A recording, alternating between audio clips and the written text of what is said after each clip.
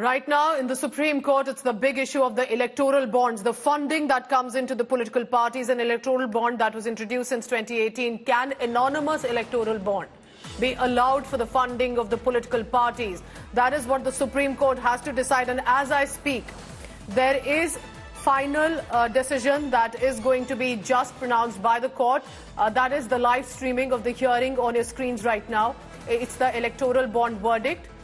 And this is 6 years after the electoral bond was introduced. The Supreme Court will rule basically on the validity of what is happening with regard to the Supreme Court. Just to give you a quick background, the scheme was notified by the government in January 2018. There has been a constant debate and discussion on it. What is an electoral bond? It's like an instrument through which anyone can donate to political parties. The bonds are sold in multiples of 1,000, 10,000, 1 lakh and thereon. So any entity, any Indian citizen or a corporate entity which is incorporated in India, these donors can purchase these bonds from authorized branches of the State Bank of India or banks that have been authorized, and then by paying that amount through a check or digitally. Electoral bond cannot be purchased through cash. This purchased bond is then given to a political party which can be redeemed then for the funding of that political party. But there are petitioners who have said that remember, FCRA was amended to allow foreign companies also if they want to donate to a political party. But the petitioners are saying there are a lot of details. The fine details in the electoral bond are opaque. There is sometimes no clarity of who has donated to the political party. So the political party may have received the electoral bond, but there can be a certain anonymity around it that can lead to corruption, and that can keep it a secret from the public, from the authorities, which is not good for the country, and there could be more foreign influence in this case. So that is what the Supreme Court will be studying. Supreme Court, remember, during the hearing had constantly asked for previous documents about electoral bonds, about the clarity on that. All political parties were asked to submit to the Election Commission the complete details of the bonds they received till 2019, and that to check the sanctity of the electoral process in the country. Kanu Sarda, India Today's legal correspondent, continues to track the latest on that. Have the judges started to pronounce the verdict yet, Kanu? And how crucial do you think electoral bonds have been, specifically with elections approaching of the Lok Sabha?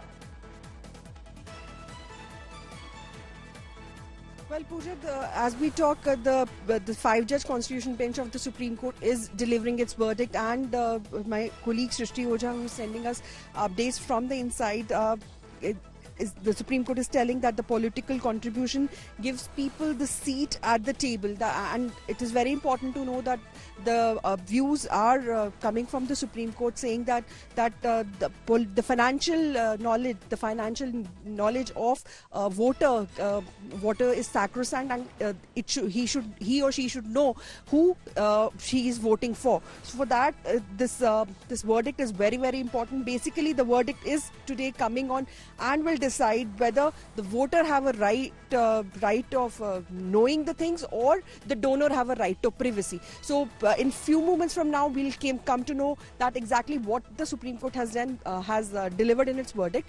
But importantly, the elections are right at the corner, and the way the Supreme Court is giving its verdict on the validity of the electoral bonds, it is crucial to see whether the Supreme Court gives some kind of directions to the Election Commission of India to tweak the present electoral bond policy, or whether it goes ahead and question the validity only of the electoral bonds in the present case. All right, so more details are coming in on what is coming from inside the court as well. Kanu, let's try and understand this here, because the petitioners, while the government has maintained there is nothing really so anonymous in this that it can lead to any corruption, they are saying that there has been complete transparency on it. But the petitioners have maintained, and tell us a bit more about petitioners. Which group, which side, who are the lawyers representing the petitioners who continue to maintain that electoral bonds are not exactly the way to go with regard to the electoral process right now, Kanu?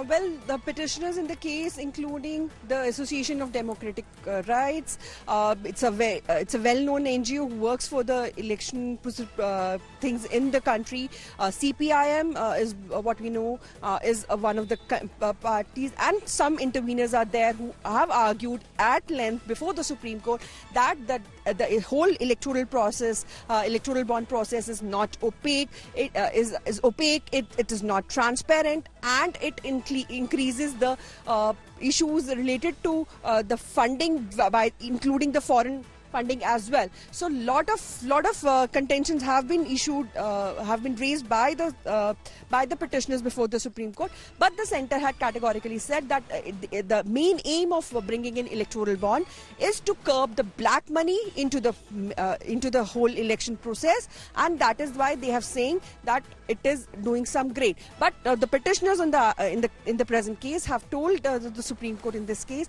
that